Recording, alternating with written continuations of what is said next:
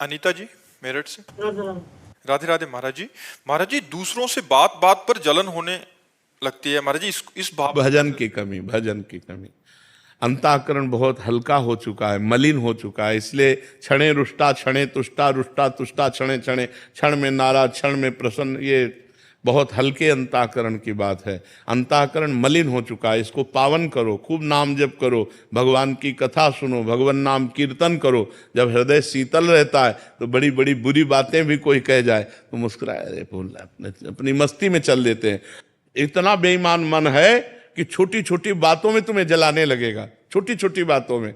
अगर इसको संभालो ना तो छोटी छोटी बातों में तुम्हें परेशान कर देगा। और जब इसे भजन करवा लो ना तो कोई धक्का मार दे, गाली दे दे, अपमान कर दे, निंदा कर दे, तो भी उपेक्षा हो जाती है। अरे ये उसकी मति है, ये उसका विचार है, उसकी भावना है, और अपने मन को तुरंत संभालते हैं। तो मन को संभालने के लिए नाम जप, सत्संग और शास्त्रों का स्वाध्याय अत्यंत आवश्यक है। जब तक अध्यात्म नहीं होगा तब तक मन को नहीं संभाला जा सकता है। मनु जी कानपुर से।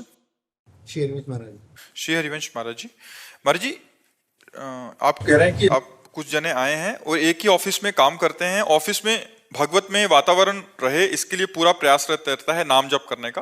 महाराज जी, कारोबार में आसक्ति हटाने का एवं ऑफिस से जो प्रपंच होता है महाराज जी, उससे बचने का क्या उपाय है महाराज जी? आसक्ति हटानी नहीं है, कारोबार से आसक्ति हटानी नहीं, उसे पूजा समझना है। आसक्ति हटा देंगे तो कारोबार नहीं हो पाएगा। और कार्य जब हम भगवान की पूजा, जैसे हम आपसे कहें जाओ आप हमारे लिए दिल्ली जाओ और दिल्ली से आप अमुक चीज़ खरीद करके लाओ, तो आप बड़े उत्साहित होकर जाएंगे। आपसे कोई पूछेगा कि आप दिल्ली जा रहे हैं, प्रपंच है, तो आपको प्रपंच, ठाकुर सेवा, महाराज ने बोला है ठाकुर जी के लिए मैं जा रहा हूँ, ठाकुर जी के लिए कहा, तो आपको कितना भी कष्ट मिले आप प्रपंच में घुस करके वो काम करके आनंदित रहेंगे। क्यों? क्योंकि आपको लग रहा है कि संत ने आदेश किया, भगवंत सेवा है। तो बस यही बात मान लो, ऑफिस भगवान की पूजा है। जो हम समाज की सेवा कर रहे हैं, जिस भी डिपार्टमेंट में हो आप, वो समाज के लिए ही है। समाज की सेवा भगवान की सेवा है। हमारी ऑफिस पूजा गृह है। हम अपनी ऑफिस में ईमानदारी से समाज के प्रति कैसे उनको सुख मिले, इस भाव का बर्ताव रखते हुए हम कोई व्यसन न करें, शराब न पिएं, मांस न खाएं, गंदे आचरण न करें, बेईमानी न करें, तो वही पूजा आपको भगवत प्राप्ति करा देगी। देखो, खास बात समझो, श्री रैदास जी महाराज अपना ही कार्य करते थे। कठौता बड़ा सा था, उसी में चमड़े को धोना, उसी से अपना कार्य करते थे। बड़े बड़े योगियों को परास्त कर दिया कठौते के पानी से, बड़े बड़े योगियों को क्यों?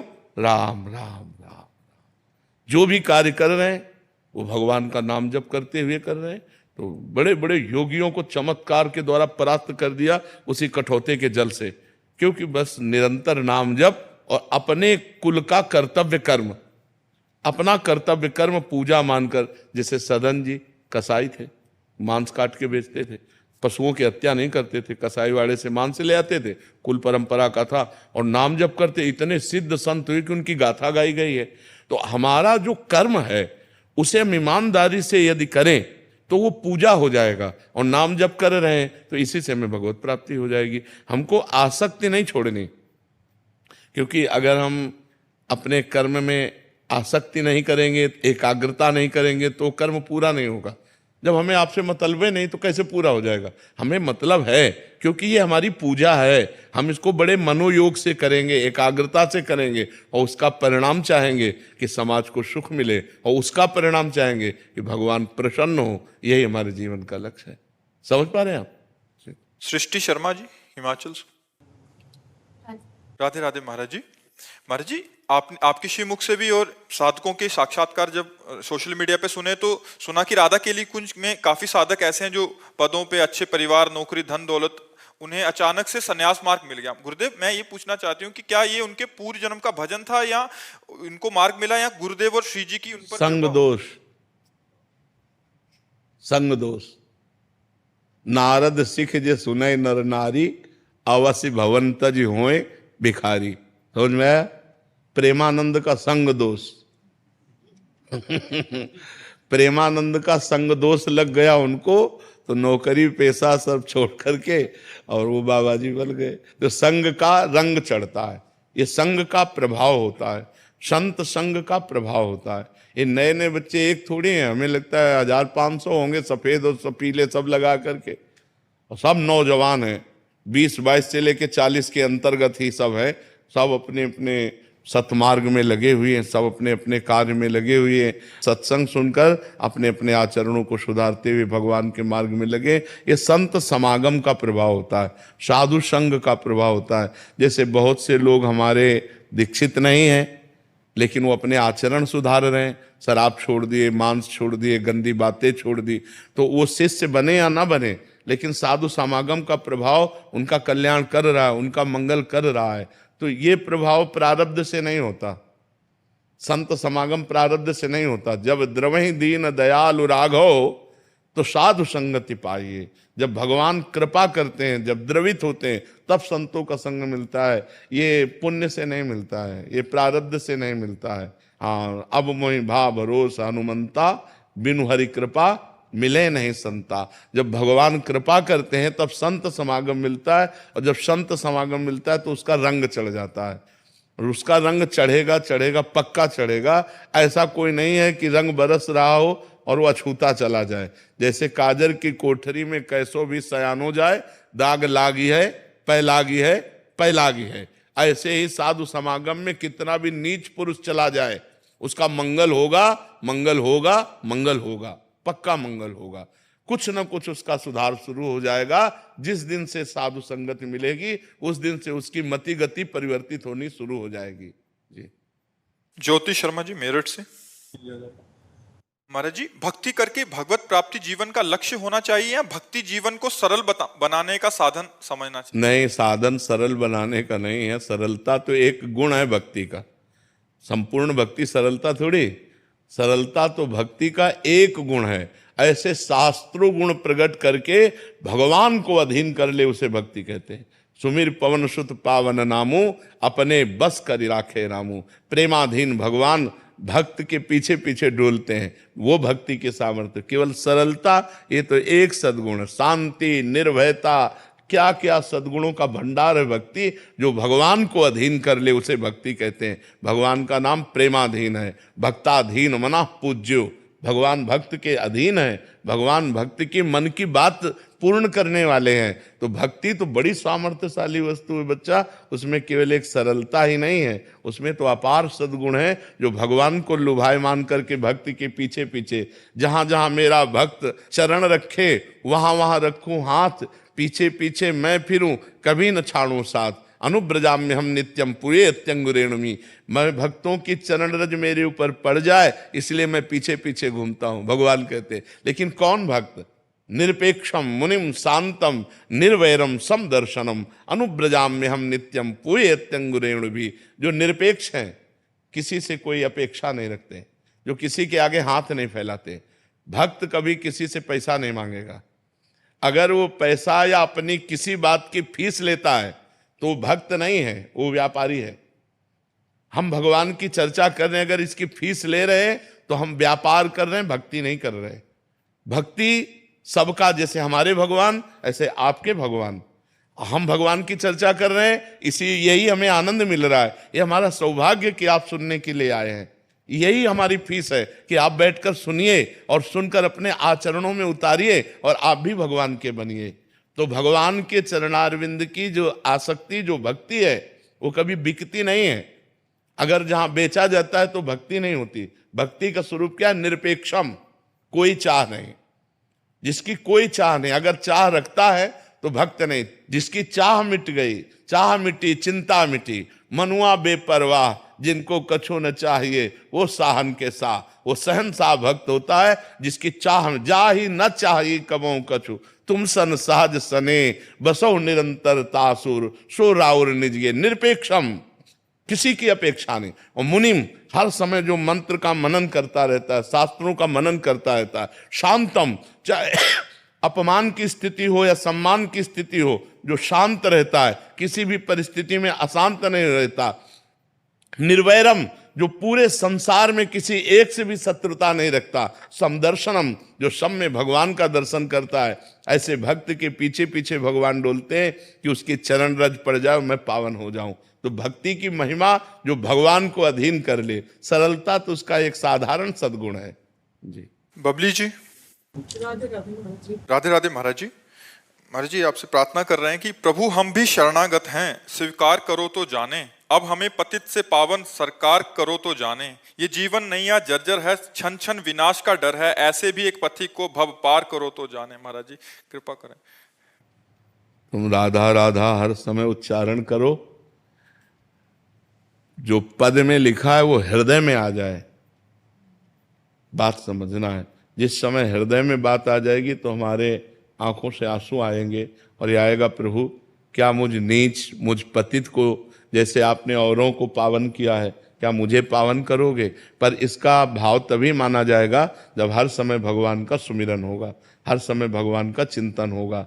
बहुत अच्छे भाव है, ये तो पद है, किसी का रचना है, किसी की लिखी हुई है, पर हम इस पद को तभी मानेंगे जब हर समय हमारे अंदर दैन्यता हो और भगवान का मधुर मधुर स्मरण हो। तो पक्का देखो, हम विषयों की तरफ जाएंगे तो हमारी दुर्गति होगी, खुली बात समझ लो। भगवान ने खुला छूट दे दी, और हम भगवान का भजन करेंगे, हमसे कुछ गलतियां हो रही तो क्षमा हो जाएगा और हमारी सदगति होगी। भगवान का भजन करने वाले की दुर्गति हो नहीं सकती। हम प्रार्थना करें या ना करें, खुली बात समझ लो। यदि हम गलत करेंगे और प्रार्थना करेंगे तो भगवान नहीं सुनेंगे। अगर हम सही चलेंगे तो प्रार्थना नहीं करेंगे तो भी भगवान हमारी जिम्मेवारी ले लेंगे। हमारी बात समझ लो। हम बहुत प्रार्थना भगवान से करें और मनमानी आचरण करें, कभी भगवान नहीं सुनेंगे हमारी प्रार्थना। हम बिल्कुल भगवान से प्रार्थना न करें और सही आचरण से चलें तो भगवान हमें प्यार देंगे, दुलार देंगे, अपने आप देंगे। हमारी बात समझ लो। अगर हम भगवान की आज्ञा का पालन नहीं करेंगे और हम खूब प्रार्थना करते रहें, वो कपटपूर्ण प्रार्थना होगी। असली प्रार्थना ये है कि जो हमारे शास्त्र कह रहे हैं, भगवान कह रहे हैं, हम गलत नहीं करेंगे।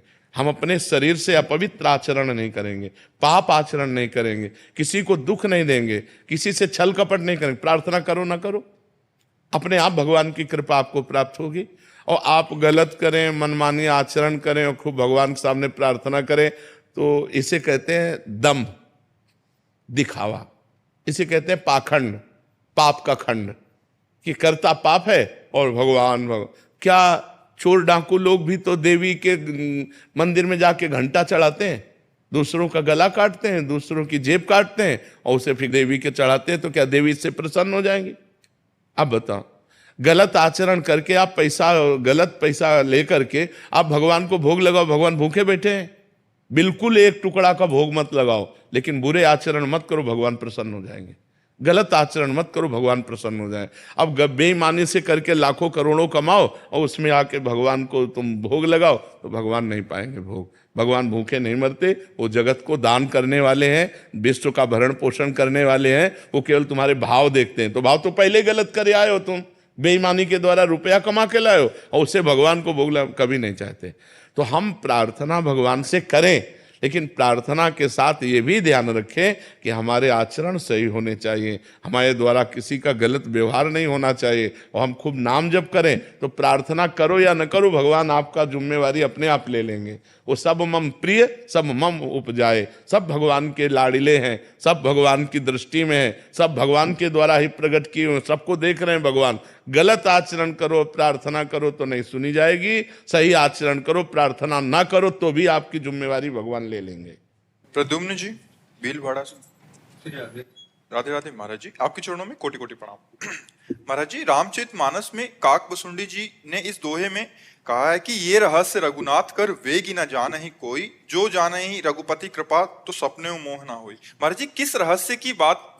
भगवान के लीला चरित्र की रहस्य, भगवान के जो लीला चरित्रों का काकभूषण जी ने वर्णन किया कि एक बार भगवान पा रहे थे तो मैं उनका जूठन लेने के लिए दौड़ा, भगवान भगे। मुझे लगा भगवान मेरे से भयभीत हो रहे हैं, ये सर्वशक्तिमान भगवान है। फिर लौट कर हंस दिया तो हम उनके मुख में चले गए। जब उनके मुख में गए तो उनके पेट में अनंत ब्रह्मांड देखा। अनंत ब्रह्मांड देखते देखते जब व्याकुल हुआ तो फिर हंस दिया, फिर मैं बाहर निकला, फिर बाहर निकला तो वही फिर बाल लीला। तो भगवान की इन लीलाओं के रहस्य को या रहस्य रघुनाथ कर वेग न जाने कोई, और जो जाने रघुपति कृपा तो सपने मोहन हो। भगवान अंदर भी बाहर भी अनंत ब्रह्मांडों में इतने सूक्ष्म हैं कि वो चींटी के भी हृदय में आराम से सोते हैं, और इतने महान हैं कि दिखरावा माते तिन अद्भुत रूप प्रचंड, रोम रोम प्रतिलागे कोटि कोटि ब्रह्मांड, ब्रह्मांड निकाया निर्मित माया, रोम रोम प्रतिवेद कह, या राष्ट्र रघुनाथ कर वेग न जाने को। वो इतने छोटे हैं, अणु अणियान महतो महियान, महान से भी महान और छोटे से भी छोटे, उनकी अनंत लीला है। या रहस्य रघुनाथ कर वेग न जाने कोई, और जो जाने रघुपति कृपा सपने मोह न हो। उसे स्वप्न में भी अज्ञान स्पर्श नहीं कर सकता, मोह नहीं हो सकता, अंधकार अज्ञान नहीं छा सकता। समझ पा रहे हैं आप समझ पा रहे हैं?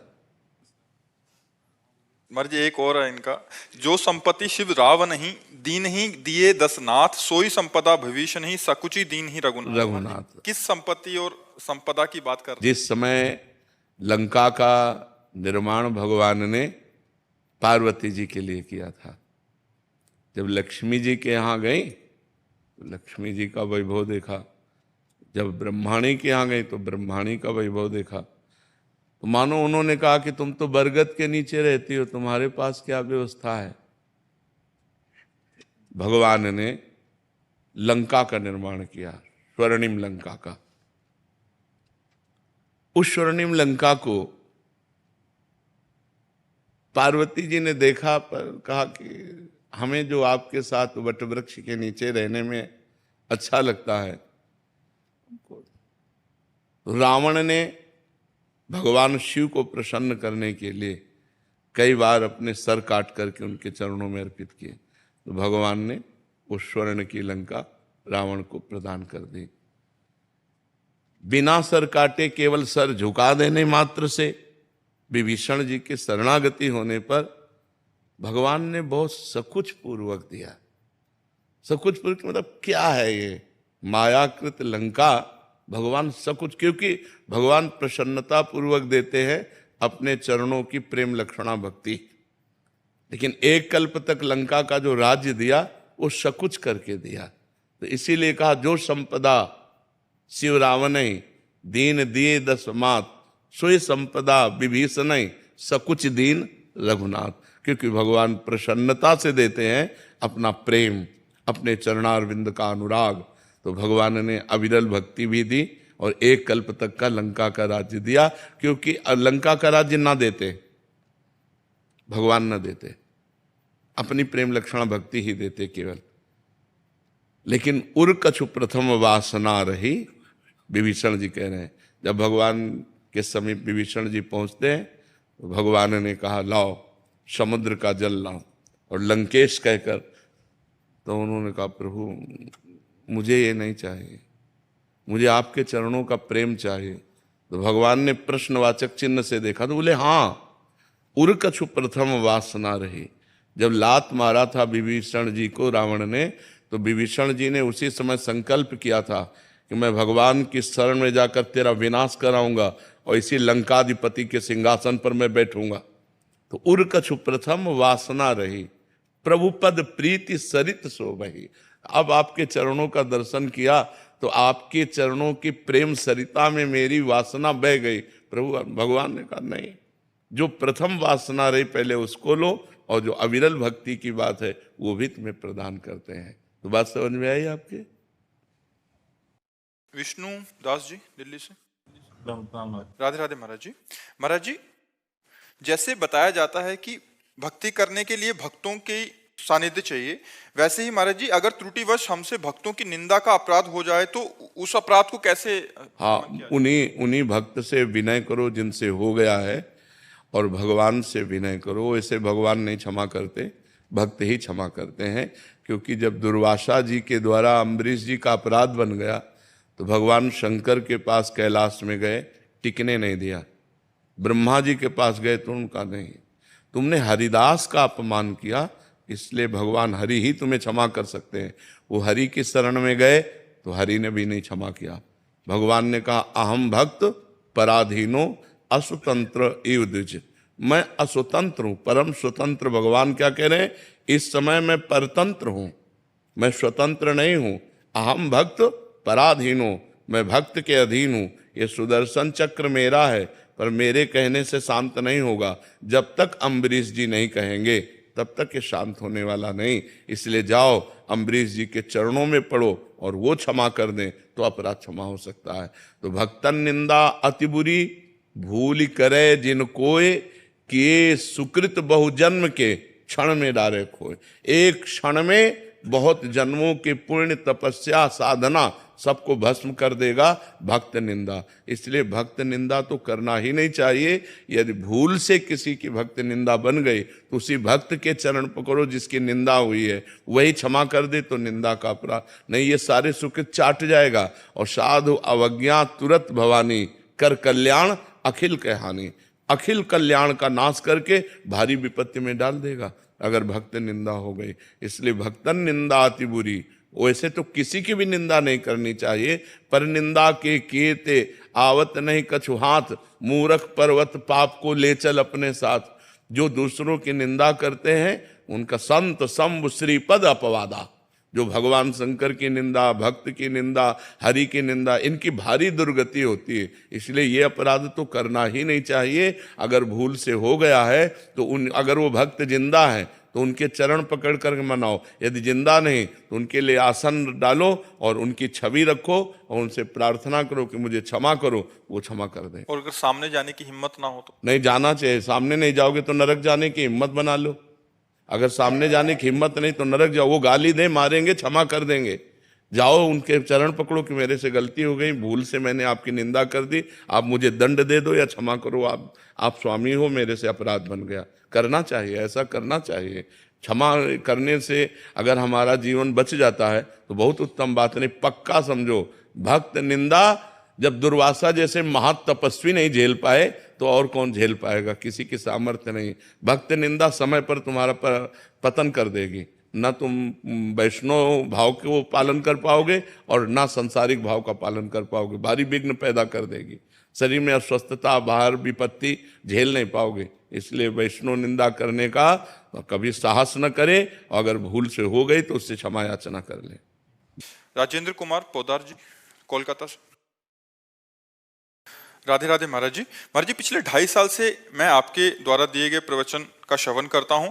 यूट्यूब के माध्यम से एकांतिक वार्तालाप सभी कार्यक्रमों में सम्मिलित होता हूँ। मन से निरंतर नाम जब भी अधिक से अधिक करने का प्रयास कर रहा हूँ। पिछले कुछ दिनों से मन महाराज जी भयभीत सा है, क्योंकि श्री सेवक वाणी के 9वें प्रकरण श्री हित अकृपा जब प्रकरण पढ़ा तो महाराज जी उसमें महसूस हुआ कि मतलब जो लक्षण इसमें वर्णन किए हैं वो सारे के सारे मेरे अंदर हैं महाराज जी। अब लगने लगा है कि अहंकारी हूँ, दम्भी हूँ।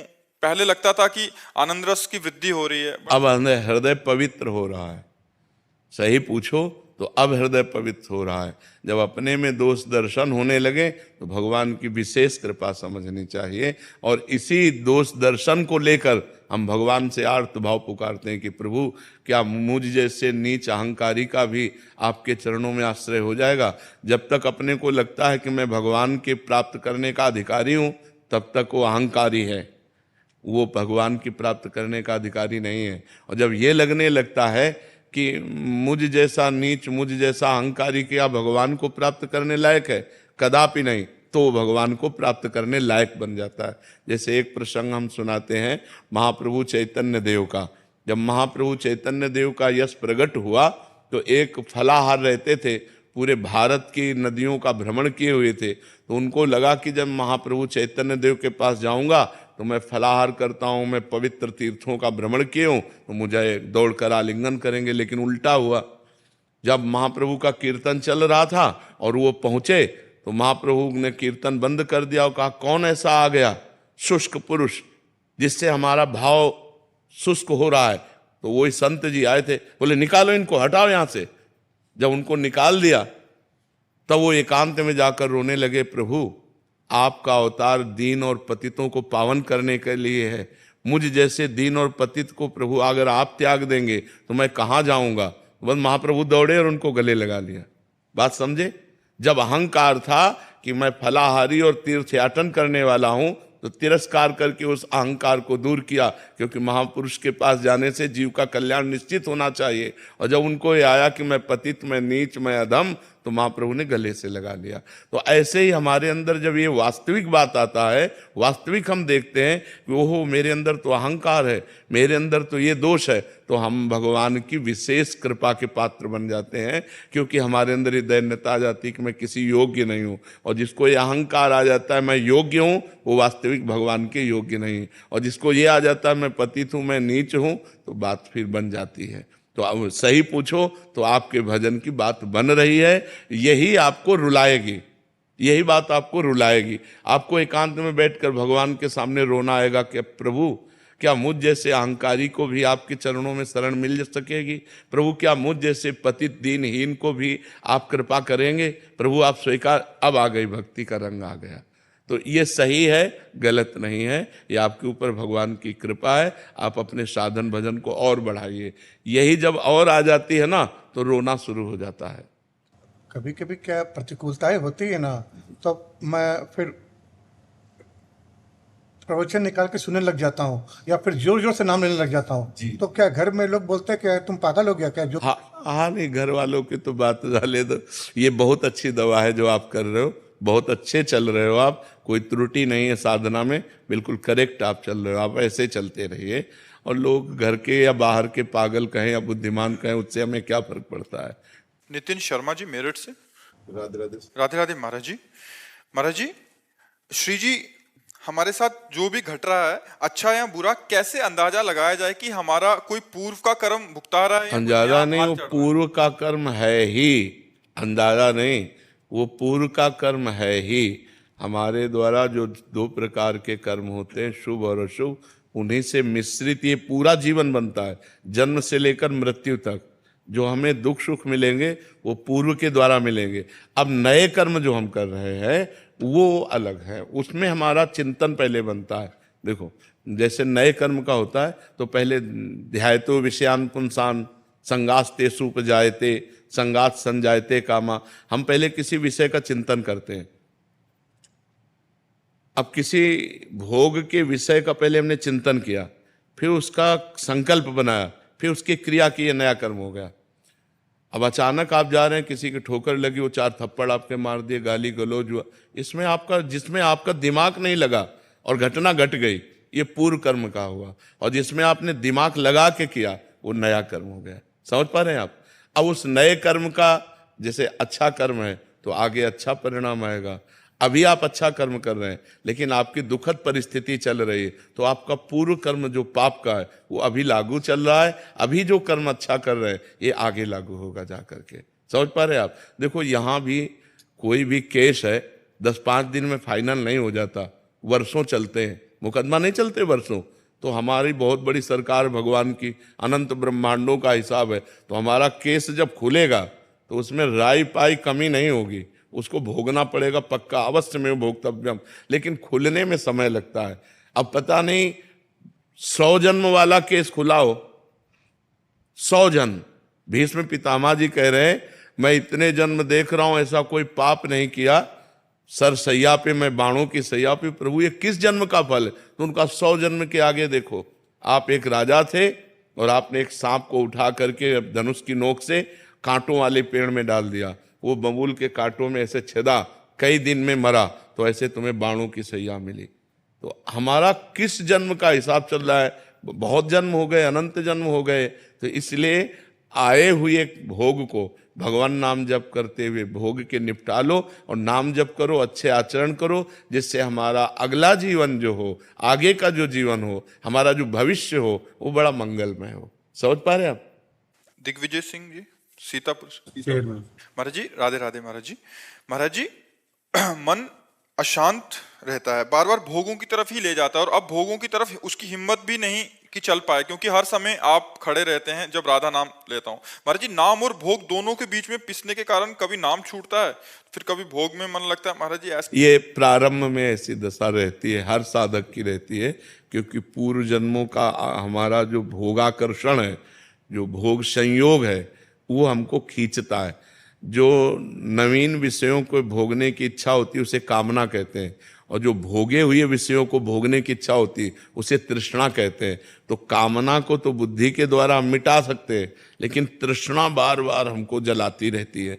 तो जब हम नाम जप करते हैं तो कभी भविष्य की चिंता, कभी भूत की बीती हुई बातें, कभी नवीन कामना भोगने की इच्छा, और कभी भोगे हुए भोगों की तृष्णा, ये हमारे अंदर आती है। तो हमको क्या करना चाहिए कि नाम में डटे रहना चाहिए। तो नाम इन सबको नष्ट कर देगा, हमें विश्वास रखना चाहिए। जैसे को नाम छोड़िएगा नहीं, अगर नाम छोड़ देंगे तब तो वो घसीट ले जाएंगे, कामना, तृष्णा, वासना, ये हमको पतित कर देंगे। और यदि नाम हमारे पास है तो वो नष्ट हो जाएंगी, वो घसीट नहीं सकती। तो इसलिए उपासक को चाहिए कि उधर की तरफ ध्यान न दे। जब मन, वासना, कामना इन चिंतनों में हमें फंसाना चाहता हो, उस समय हमको राधा राधा राधा राधा राधा राधा राधा।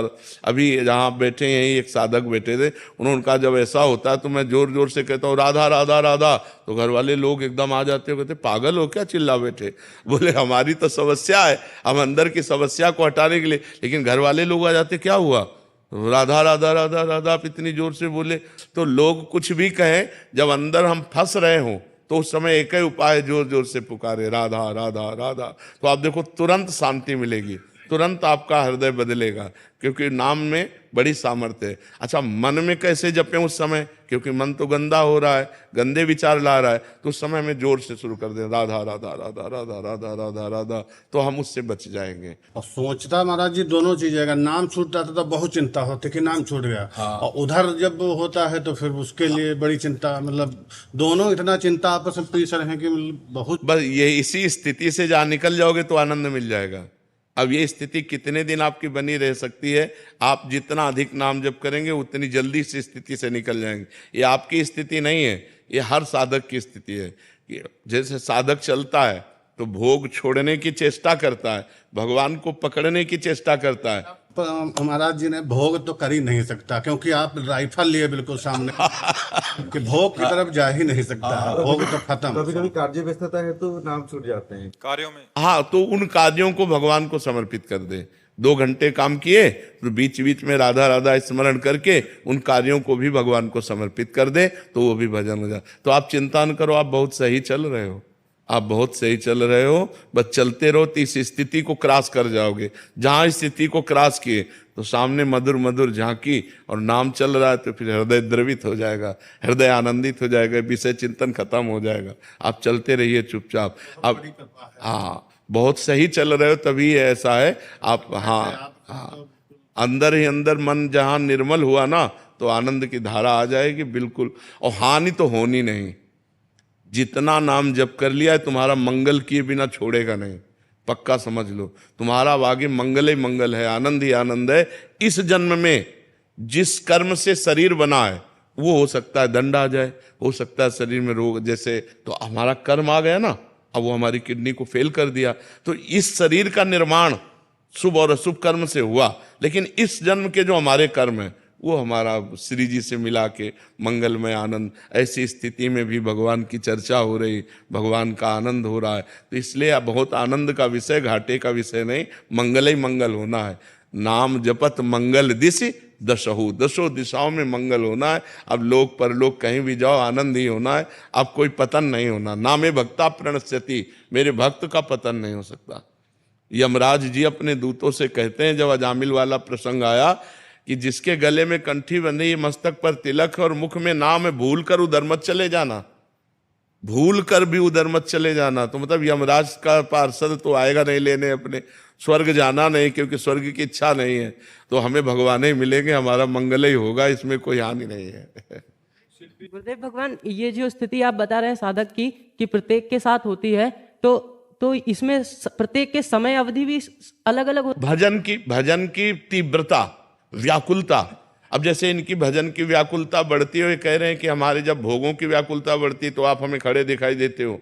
तो ये इनकी तीव्रता है कि वो भोगों से बचा करके, गुरु को सामने रख करके और भजन बढ़ाते चला तो जल्दी क्रॉस कर जाएंगे। अब जैसे कभी भोग भी लिया और कभी भजन भी कर लिया तो ये लंबा समय चलेगा, और जो ऐसे कि भोगों की तरफ तो जा ही नहीं सकता, भोग तो हो ही नहीं सकता, गलत काम तो हो ही नहीं सकता। बोले क्यों नहीं हो सकता? बोले आप खड़े हो, मान लो गुरु खड़े हैं, इष्ट खड़े हैं, तो जिसकी ऐसी मंगलमयी भावना है कि जहां पतन होना है वहां गुरु और इष्ट को देखता है, तो उसकी तत्परता बहुत प्रवीण है और वो क्रॉस कर जाएगा, जल्दी क्रॉस कर जाएगा। और जो है कि यार भजन तो करना ही है जिंदगी भर, भगवान तो मिल ही जाएंगे, उसका बहुत लंबा समय जाएगा।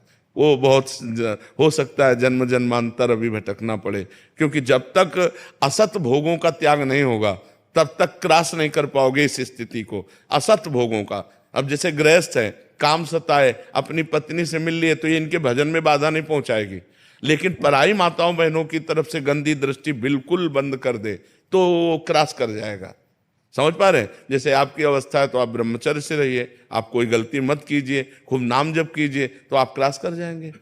अब ये हो सकता है कि वर्ष में क्रॉस करें, 2 वर्ष में क्रॉस करें, 10 वर्ष में क्रॉस करें, आपका भजन शैली कितनी है इसको तो आप ही समझ सकते हैं ना, या भगवान समझ सकते हैं। अब बाहर से तो नहीं जाना जा सकता कौन साधक कितना भजन कर रहा है अंदर, वो तो गणना वाला भजन थोड़ी होता है। भजन का तात्पर्य होता है वृत्ति का चिंतन होना, तुम्हारी वृत्ति भगवदाकार होनी चाहिए, तुम्हारा अंदर का चिंतन प्रभु से होना चाहिए। समझ पाए ना?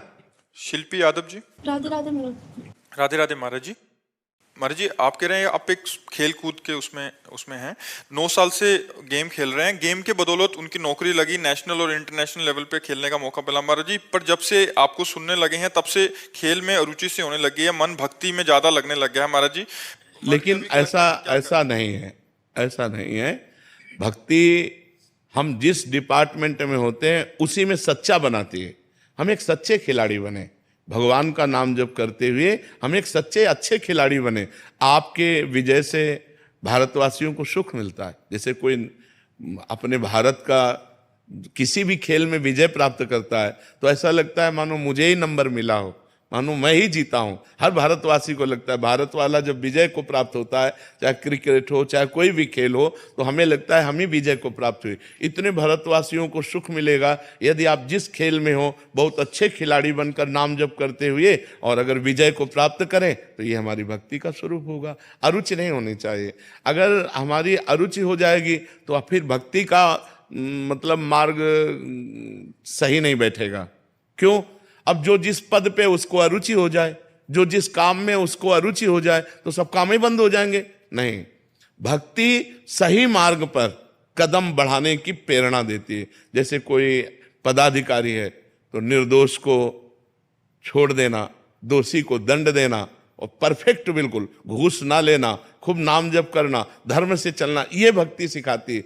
नहीं तो चक्रवर्ती सम्राट अम्बरीश जी कैसे भजन करते, महाज्ञानी जनक जी कैसे भजन करते, विभीषण जी कैसे भजन करते, ये सब बड़े बड़े चक्रवर्ती राजा हुए, राजा होते हुए भी भजन कर रहे हैं और अपने राजपद का संचालन कर रहे हैं। तो हमें लगता है बच्चा अपनी रुचि को खेल में रखिए और नाम जप कीजिए, सत्संग सुनिए और जिस खेल में हो उस खेल का अभ्यास रोज कीजिए जिससे आपका अवसर आने पर विजय प्राप्त हो। महाराज जी, भक्ति के साथ खेल खेलने पे हमें क्या लाभ मिलेगा?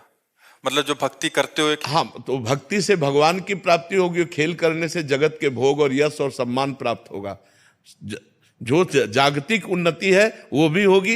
ई परलोक सकल सुख पावत मेरी सो भैया कृष्ण गुण संचु, इस लोक में भी सुखी रहोगे और परलोक में भी भगवत प्राप्ति और आनंद मिलेगा। कभी द्वंदात्मक स्थितियां आ जाती हैं कि मतलब खेल में हार मिल गई तो उसमें हाँ, कोई बात नहीं, यही भक्ति सिखाती है। सुख दुखे समय कृत्वा लाभा लाभो जया जय। यदि हम हार गए हैं तो हमारे अभ्यास में कमी है, उससे सामने वाले ने अभ्यास श्रेष्ठ किया है, अगली बार हम अभ्यास श्रेष्ठ करेंगे, उसको पछाड़ेंगे।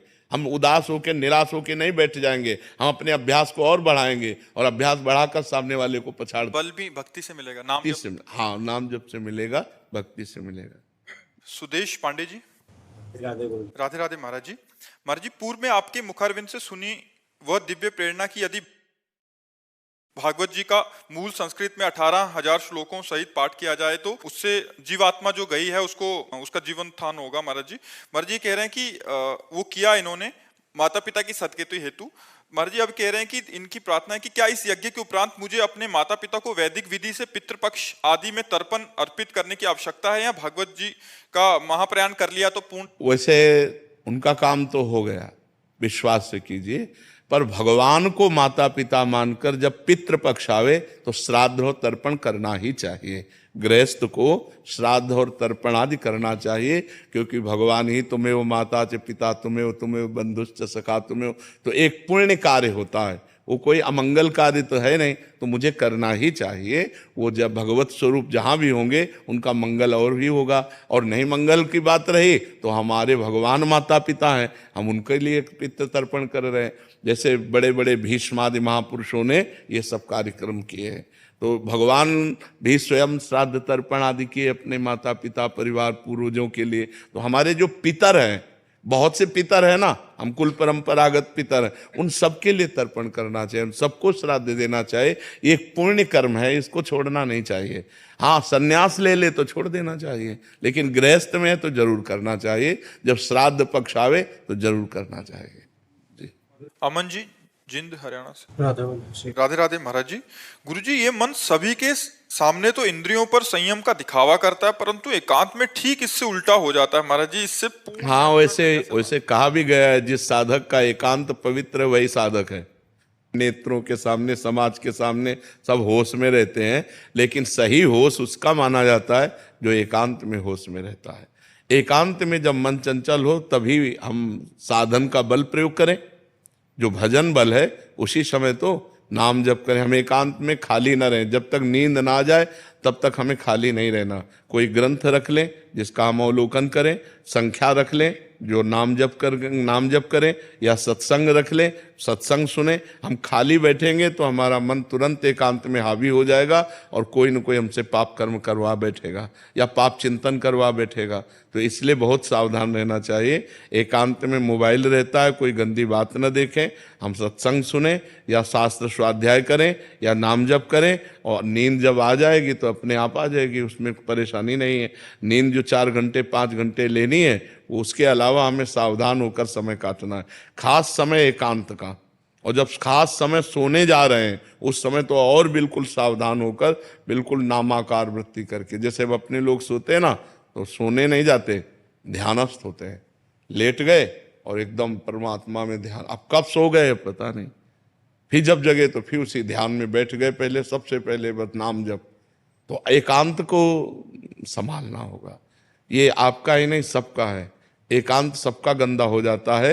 यदि चतुर सुजान साधक नहीं है तो एकांत में गंदगी कर ही बैठता है। और जिसका एकांत गंदा है उसकी साधना ठीक नहीं है। जिसका एकांत पवित्र है वही वास्तविक संत है, वही साधु है, वही साधक है, वही महात्मा है। चाहे गृहस्थ हो चाहे विरक्त हो, ये साधु संत महात्मा गृहस्थ विरक्त के लिए भेद नहीं है। इसमें गृहस्थ भी महात्मा हो सकता है। स्थिति है तो वो महात्मा है, स्थिति नहीं है तो वेश से महात्मा नहीं माना जाता, स्थितियों से माना जाता है। तो हमें लगता है कि हमें एकांत में ज़्यादा सावधान रहना चाहिए, क्योंकि एकांत पाकर मन कच्चे साधकों का, सच्चे साधकों का तो एकांत पाते ही वो तो एकदम डूबेगा भगवान में। एकांत पाते ही तो बिल्कुल मन ऐसे उल्लसित होकर भगवान में डूबेगा कि एक मतलब इतना एकांत प्रिय हो जाता है कि घड़ी का सेल का जो आवाज़ आती है ना, टक टक, मान लो कमरा शांत है तो अभी आपको घड़ी की आवाज़ सुनाई देगी, टक टक टक। जैसे अब डूबने में वो भी तो फिर उसको हटाना पड़ता है कि हटाओ। एकांत में वो बहिर्मुख भोगों का चिंतन या बहिर्मुख बातें, जो कच्चे साधक हैं, अभी जो प्राथमिक स्थिति के साधक हैं, उनका जो छलांग लगा चुके हैं आध्यात्मिक, उनका तो एकदम एकांत होते और एकदम शांत परमात्मा में डूब गया। और जिसका अभी विषय रस भोगने की लालसा बनी हुई है उसको बहुत परास्त कर देता, बड़ी दुर्दशा कर देता है। एकांत में नाना प्रकार के कुकृत्य करवा देता है। जहाँ एकांत हुआ तो वहाँ वो हावी हो जाता है। इसलिए उस समय बहुत सावधान रहना चाहिए। ये 4 बातें याद कर ले, नाम जप, शास्त्र स्वाध्याय, सत्संग और सद्विचार, इनके द्वारा हम एकांत को व्यतीत करें। एकांत में ये जरूर लागू करें। ऐसे उड़िया बाबा के उपदेश ऐसे हर समय जीवन भर सिराने रखा है। जब सोने जा रहे होते, जहाँ देखा मन चंचल हो रहा, फौरन खोला, 2-4 सूत्र पढ़े, एकदम चिंतन में बस। जैसे कोई बंदूक रख के पढ़ता है ना, ऐसे आसपास माला, झोली और ग्रंथ आसपास बिल्कुल सिराहने, जरा सा मन भटका तुरंत ग्रंथ खोला, तुरंत जरा सा मन भटका माला उठाया बैठ गए। उसको रोकना है। अगर उसको रोक लिया, एकांत पवित्र हो गया तो बढ़िया पवित्र हो गया जीवन। रानी अग्रवाल जी, लखनऊ। राधे राधे। राधे राधे महाराज जी। महाराज जी, मेरा प्रश्न है कि जब हम भोजन प्रसादी पाते हैं तो लास्ट कवल लेते हैं, उसमें पता लग जाता है कि हमारा पेट भर गया है। इसी से जब हमारे जीवन का अंतिम समय आ जाता है तो क्या कुछ घंटे, 2 दिन या 15 दिन पहले हमें संकेत ये पुण्यात्मा महात्माओं का, ये कोई भोजन नहीं है। भोजन की प्रक्रिया से मृत्यु की प्रक्रिया को नहीं जोड़ा जा सकता। अंतिम समय उनको पता चलता है जो महात्मा होते हैं, निरंतर भजन करते रहते हैं। उनको संकेत हो जाता है कि अब हमारा आज शरीर पूरा हो जाएगा। जिससे पूज्यपाद उड़िया बाबा जी महाराज, वो सुबह सुबह उठे और कहा भाई आज यहाँ स्मशान होगा।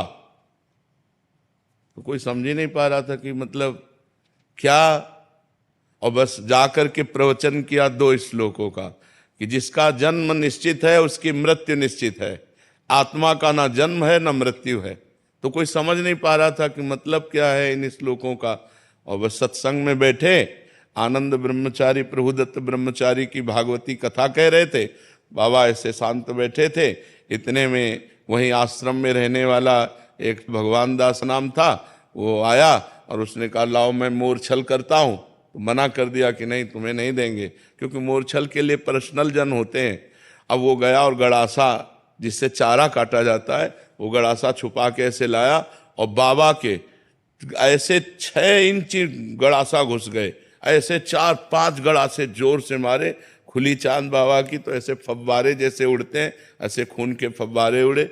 बाबा ओम।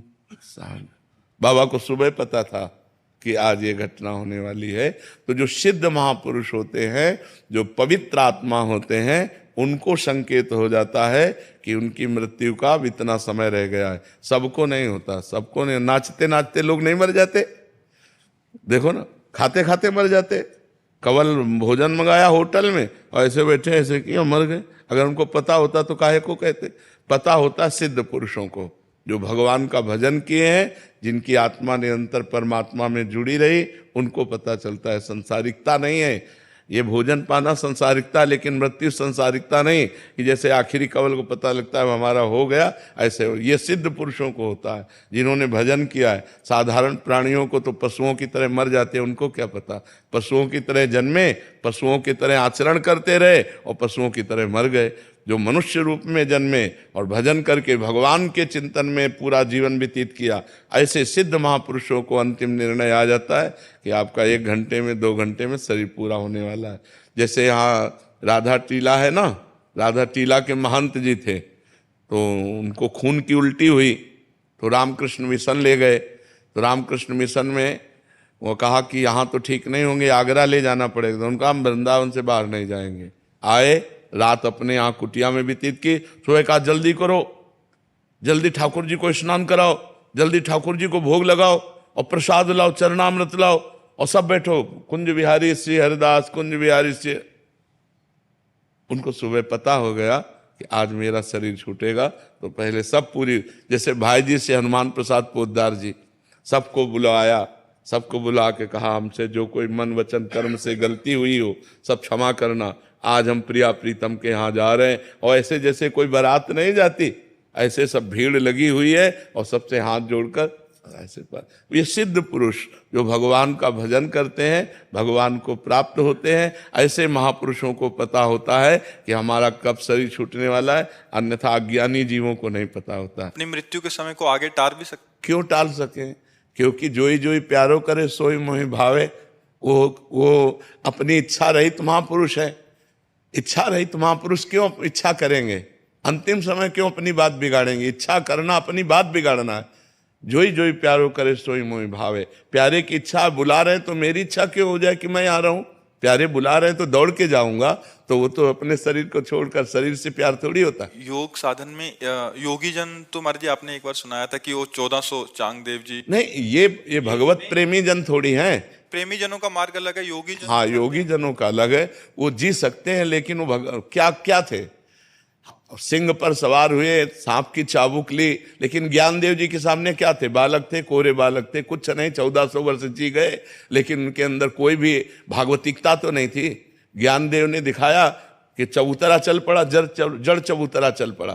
तो उनका तुम कोरे कागज हो, अभी केवल अपनी श्वास वायु को रोककर जीना सीखे हो, लेकिन जीवन का जो रंग है वो ब्रह्मबोध या प्रेम दोनों नहीं प्राप्त है। तो वो योगी जन अपनी प्राणवायु को रोक करके मृत्यु के आगे अपनी आयु बढ़ा लेते हैं, लेकिन उससे कोई लाभ नहीं है। लाभ है भगवत प्रेम तत्वबोध, जो ज्ञानदेव जी से मिलने के बाद चांगदेव जी को हुआ। भक्ति मार्ग में ये सिद्धांत- भक्ति मार्ग में जो ही प्यारो करे, ज्यो ज्यो राखत हो त्यो त्यो रहियत हो हरि। जैसे जैसे आप रख रहे हो वैसे वैसे हम रह रहे। भक्ति की अपनी कोई इच्छा ही नहीं होती, वो भगवान की इच्छा में अपनी इच्छा को मिला देता है। भगवान चाहे अभी बुला ले, भगवान चाहे 100 वर्ष बाद बुलाए, उसका न कोई शिकायत है मरने की, न कोई जीने की।